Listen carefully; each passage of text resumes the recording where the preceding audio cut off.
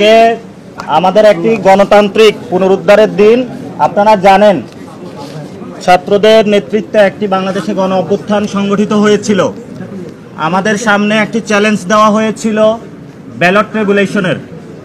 আমরা এই প্রস্তুতির জন্য আজকে দেশবাসীর সামনে দেখাচ্ছি আমরা নির্বাচন যে সাংবিধানিক প্রতিষ্ঠান রয়েছে তাতে আমরা দরখাস্ত করেছি। পার্লামেন্ট এখন খালি রয়েছে।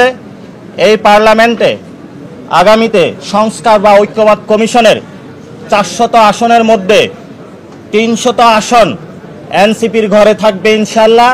এবং এইবারই এনসিপি পার্লামেন্টে জাতীয় সরকার গঠন করবে, যার মধ্য দিয়ে গণ অভ্যুত্থানের সংস্কার, গণপরিষদের যেসব কার্যাবলী রয়েছে সেই সকল কার্যাবলী জনগণের ম্যান্ডেট নিয়ে ব্যালট রেগুলেশনের মাধ্যমে ইনশাল্লাহ বাংলাদেশে সম্পন্ন করবে।